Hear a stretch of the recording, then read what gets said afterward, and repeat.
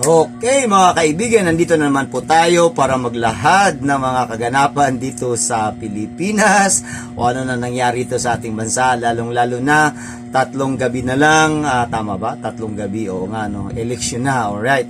Kung mainit man ang panahon, abay napakainit po ng ating ibabalita ngayon. Pero ang init na ito ay talagang ang tawag nito, mapapainom tayo ng kape at tsokolate na mainit. Alright, bakit po?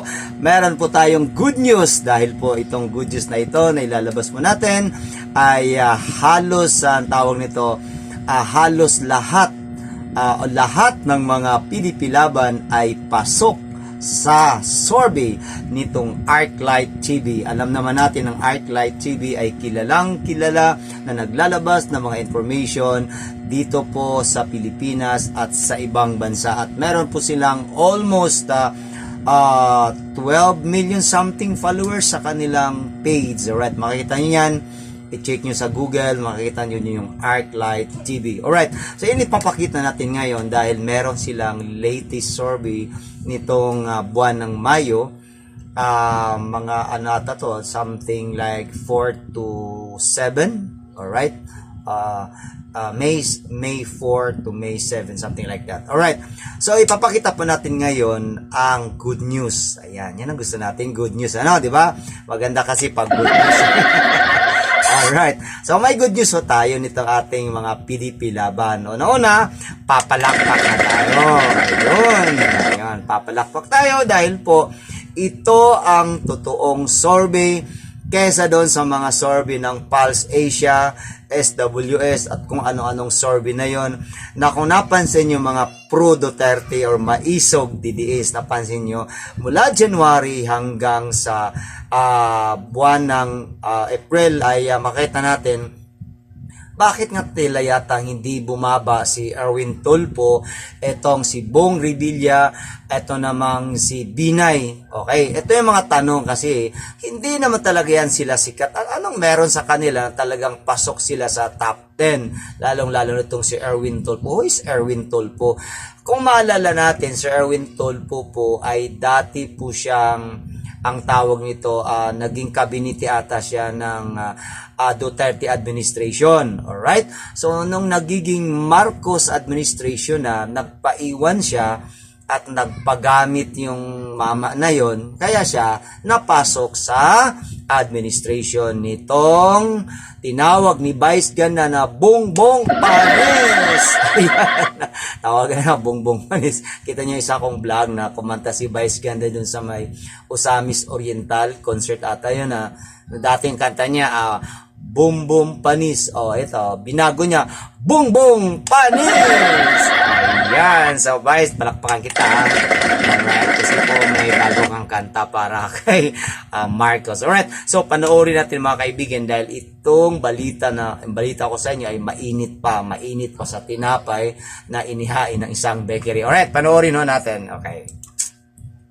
Go nanguna sa Archlight Senatorial Preferences Survey Final Run. Each time, Solidagers, welcome to Archlight, kung saan asintado ang bawat kaalaman. Ayun. Alam mo ba kung sino ang nangunguna sa pulso ng Archlight followers para sa parating na halalang 2025? Sa dami ng kandidato, sino nga ba ang may tunay na suporta ng masa?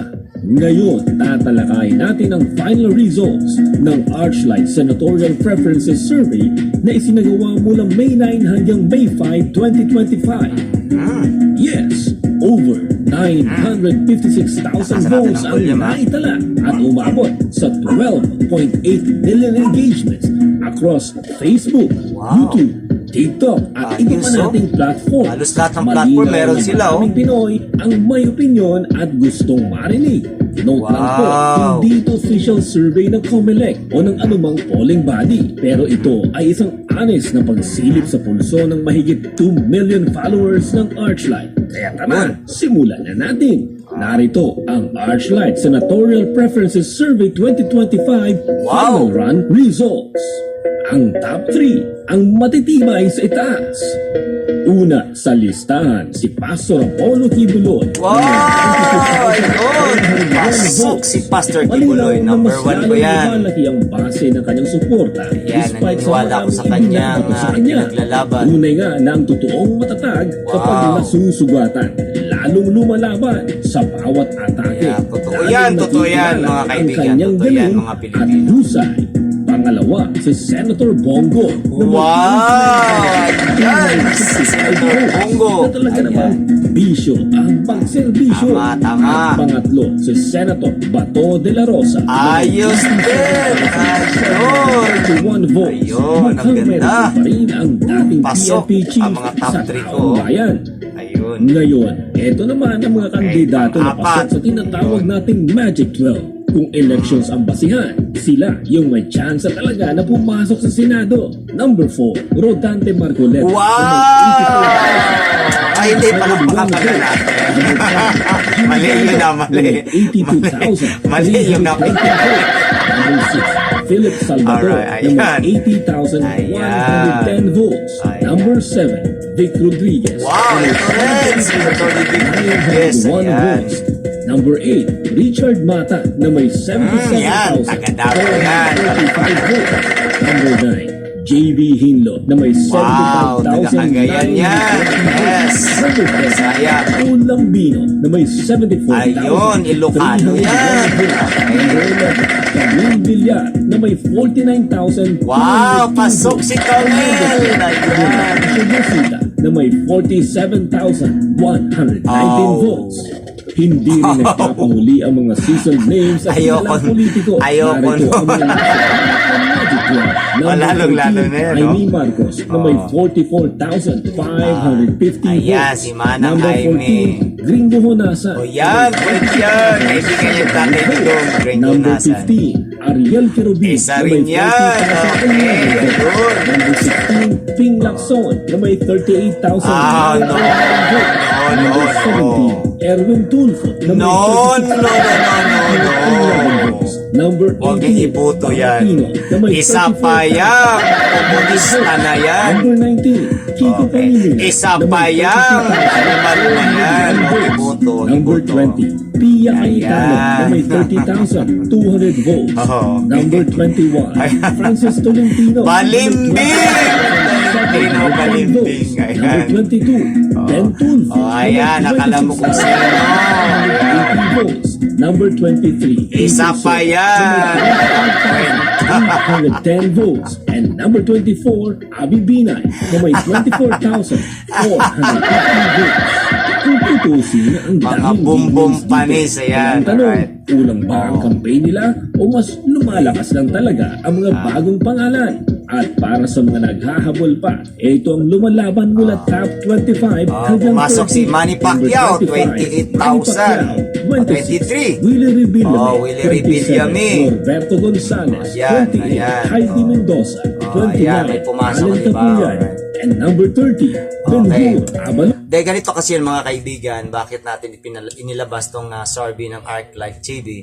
Dahil po, like I said, uulit-ulitin natin ang mga survey ng SWS, Pulse Asia at Okta Research. Kung napansin nyo na, mula January, February, March at saka April, kung napansin nyo, bakit po hindi bumaba si Erwin Tulfo, si Bong Revilla, si Lito Lapid at saka itong si Binay? Ang tanong, anong meron sa kanila na kailangan silang pasok sa top 10? Alright? Top 10. Yun ang mga tanong eh. Kung napansin nyo, ako pansin na pansin ko, ito ang tinatawag natin, pag-usapan na natin seryoso na ito ang tinatawag na natin na mind conditioning. Anong ibig sabihin ng mind conditioning, mga kaibigan? Mga Pilipino, mga OFW na naloko. Okay, kayo yung unang bumuto sa ibang bansa eh. Napansin nyo, 'di ba? Naloko kayo. Ang ibinoto nyo, iba ang lumabas. So ang tanong rito, ano ang machine na ginawit doon sa ibang bansa? Parihas lang yan sa Pilipinas. Kung naloko kayo na bumuto, malamang lulukohin doon ang mga Pilipino. Pero ito ang pag-uusapan natin ngayon, ang ibig sabihin ng mind conditioning. Ibig sabihin, ang lalabas talaga sa baluta ay yung mga taong hindi matanggal-tanggal sa top 10. Uulitin ko ha, itong si Erwin Tulfo, itong si Lito Lapid, itong si Bong Revilla, at saka itong si Binay. Bakit? Pag babasihan din natin ang ibang survey kagaya itong Light TV na nagso-survey rin sila noong January, February, March, April, talagang una, pumasok ang 5 PDP laban. And then, sumunod, naging 6, 7, 8. And ito ngayon, kasi dati, nag-number 4 sa survey nila, etong si Pastor Kibuloy, si Pastor Kibuloy, nag-number 4 sa survey ng ArcLight TV. Pero itong pinaka-last na survey ng ARC TV, nag-number 1 po. At ako po ay napakasaya. Yan. Naniniwala ako sa kasabihan na si Pastor Kibuloy ay talagang napasali sa tinatawag natin na political motivation. Alright? So ito ang tanong ngayon dito, ulitin natin, mind conditioning. So ibig sabihin, ang lalabas sa survey nitong mga tao na hindi kilala, na wala naman talagang asim, wala naman talagang asim, pero bakit pasok sa top 10? Alright? So, ang lalabas nito sa upcoming natin na election, papasok talaga ito sila at kukunti talaga or iyon lang ng talaga ang papasok nito sa PDP laban. Pagbabatayan po natin, ito ang nakakatawa. Kung hindi makapasok si Marcolita, klarong-klaro na talagang ang dayaan ay talagang pera ang kapalit. Kung naalala nyo, may isang politiko na lumapit daw. Gusto daw humabol na magbayad. Ang sagot nitong makapangyarihan na demonyo, sorry po, marami po ang naka-line up. Anong ibig sabihin yun? At uulitin ko, I'll check the opportunity for this vlog. I remember nung 2022 election, may mga nakausap po ng mga IT expert na dati nagtatrabaho sa COMELEC at nagsabi po sila na nung 2016 election na tumakbo si dating Mayor Duterte to be the president, ang totoo talaga daw nun, ang panalo ni Mayor Duterte for president ay more than 20 million. Pero magtaka kayo mga kaibigan kong Pilipino, lalong-lalo na sa OFW. Ito hindi sinasabi ng ibang mga vlogger, pero ito sasabihin ko, nagtaka kayo, hindi kayo nagtaka noon, noong 2016 election, bakit mas malaki pa ang nakuha nitong taba, itong baboy na si, tawag to yung taga Iloilo na senador, alright, si Drilon, ayan. Bakit po malaki ang nakuha ni Drilon, more than 20 million votes, samantala ang tinakbuhan niya is only the senator, at naging kalaban niya noon si Robin Padilla, na talagang galit na galit si Robin Padilla dahil isa yan noon na nagpakulong kay Robin Padilla noon. Kaya pinagtaka, so lumabas ang balita na galing mismo sa mga IT expert na nagtatrabaho dati daw sa COMELEC, na sabi nila, ang pangdaraya daw ng Smartmatic ay pwede rin daw gawin even to the lower. Pwede sa kapitan na tumakbong kapitan, pwede daw gawin yun if the price is right. Alright?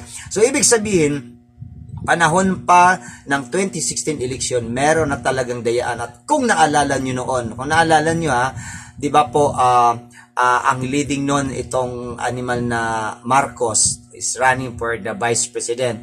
Ngayon, nag-brown out, may tinanggal na SD card sa Smartmatic, at ang nag-leading ulit itong si Leni Robredo, na magkasama na sila ngayon. Alright. Okay, so huwag natin pag-usapan yun. So pagdating naman ng 2022 election, kung naalala nyo, mismo si Attorney Glenn yung na napakaingay noon, na talagang sinabi niya 4 months bago po mag-eleksyon, kinausap daw ni Lisa Aranita ang may-ari ng Smartmatic. Hindi natin na pinag-uusapan nun, pero nakikita mo, yun ang sasabihin ko. Hindi ba kayo nagtaka bakit nanalo itong si Risa Hontiveros pagka-senator, samantala she's just an ordinary na isang aso na panay tahol. Buong buhay ni Risa Hontiveros ay nasa kalsadahan. Nagsisigaw siya nga noon na talagang si Marcos ay isang anak ng diktador. Pero magtaka kayon, bakit sila magkasama na ngayon? Yan, mga Pilipino. So, ibig sabihin, ang sinuka nila noon ay kinain nila basta lang makapasok sila sa gobyerno. Kaya pala galit na galit na galit tong mga demonyong komunista na ito, pati yung mga party list at saka itong si Risa Hontiveros, dahil sa panahon ni Presidente Duterte, hindi po sila makapasok dahil po ayaw na ayaw ni former President Duterte na makisawsaw ang komunista sa kanyang administration. At kung naalala nyo noon, di ba po may rally, pinuntahan po ni President Duterte, kinausap po niya ang mga estudyanteng ugok na nagpamembro ng mga komunista, alright? Kinausap po yan ni Presidente Duterte na kung pwede mag-usap tayo dahil dati nung mayor daw siya ay marami daw naman siyang tinulungan ng mga komunista, lalong-lalo no po kapag ito ay nahuli ng mga Armed Forces of the Philippines o AFP. So, ang gusto ni President Duterte, kung anong pinaglalaban daw niya, parihas lang naman ang pinaglalaban itong mga animal na mga komunista. Pero, ayaw po nila. Bakit? Dahil gusto nila makisawsaw sa administration ni President Duterte. Yon ang hindi pwede. Kaya palakpakan natin si President Duterte sa kanyang paninindigan na wag mapasukan ng mga rebelde, komunista ang kanyang administration. Pero po, inamin ng mahal nating Presidente Duterte noon na halos lahat ng mga agency ng gobyerno mula sa DPWH, DepEd, Department of Health hanggang sa ibang ahensya ng gobyerno ay napasukan na pala ng mga demonyong komunista. Kaya pala meron silang mga kasamahan na pag meron silang hindi nagustuhan sa isang president or vice president, magtaka ka bakit meron nung nagrarally ng mga dati nagtatrabaho sa Department of Health, yung mga ganun. So, totoo pala talagang sinabi ni President Duterte na ang ating ahensya sa gobyerno ay talagang napasukan na ng mga komunista. Kaya mga Pilipino, mag-isip tayo. Kailangan manindigan na tayo nitong coming na eleksyon sa Lunes. Ilabas na po natin ang galit, ang ating sama ng loob. Ibuto po natin Duterte. 10 na mga Duterte, sulit yan. At ang dalawa, kayo na po ang bahala. Pero meron din akong isisingit, alright? Alright, okay, isisingit natin ha. Ipasok dyan sa 11 or 12 sa dalawa, si Hunasan at saka itong si Kerubin. Alright? Kung si BP Sara ay nag-endorse kay Senator Amy Marcos o kay Camille, nasa inyo na lang yung po yun. Alright? So, may kalayaan naman po tayo. Pero sisiguraduhin natin na ang Duterte ay talagang pasok at ipanalo natin. Dahil pag hindi manalo ang Duterte, naku po mga Pilipino, ang bansang ito ay talagang diretso na tayo sa impyerno. Bakit? Hindi nyo ba napansin na ang bansa natin ngayon ay talagang hawak ng demonyo? Napansin nyo? Okay? Napansin nyo? Ako napansin natin yan. Halos araw-araw ang patayan. Okay? At saka isa pa, takot na ngayon ang mga tao ni Marcos, yung mga kaalyado niya, dahil sa iba't ibang mga probinsya ay talagang lumalaban ang mga pro-Duterte mula sa mayor, mula sa gobernador, vice governor, congressman at lalong-lalo na sa senatorial. Mga kaibigan, wag po nating kalimutan ang ating boto ay napakasagrado. Kaya sa darating na Lunes, kailangan po natin manindigan. Kailangan po tayo matapang. Okay? Bumuto po tayong lahat. Huwag po nating sayangin ang pagbuto dahil ang buto na yan ang magdadala sa atin para sa pagbabago ng ating bansa, para ho tayo makaalis na sa demonyo. Alam nyo bakit ko nabanggit ang demonyo? Demonyo na po ang hawak ng ating bansa. Alright? So, kapag manalo po ang Duterte, makikita po natin ang liwanag sa dilim. Yun po ang kanta ng isang singer na nakalimutan ko yung pangalan. Na-excite po ako sa pagsasalita ngayon. Alright? So, ulit-ulitin ko, huwag nyo kalimutan, ibuto ang Duterte 10. And then, manindigan tayo, wag agad tayong umalis sa presinto, bantayan po natin, sisiguraduhin natin na ang ating machine na ginamit ay hindi dapat nakakonect sa internet. Yun po ang laging sinasabi at kinakampanya na Attorney Respecio. Kaya po yung buhay ni Attorney Respecio kung nakita dyan sa aking vlog na talaga may nagtangka sa kanya na gusto siyang patayin nung araw ng kanilang meeting de Abansi. Alright, so mga kaibigan, abangan nyo ang susunod kong vlog. Yun na po yung pasabog ni Attorney Harry Roque na ang Marcos pala ay nagbinta ulit ng ginto.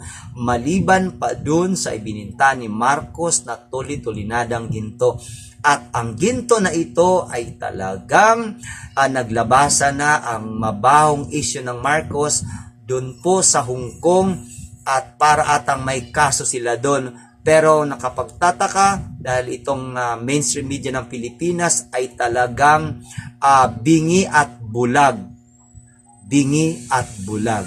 Kaya yun ang rason kung bakit parami ng parami ang mga pro-Duterte vloggers na kagaya ko na nanindigan at hindi natatakot sa sinumang demonyo na naghahari-harian sa ating bansa. Marami po salamat. Okay, so panoorin nyo po ang susunod ko na vlog para po maliwanagan natin kayo mismo na kulang kayo ng idea kung ano ba talagang nangyari, ano pang mga issue.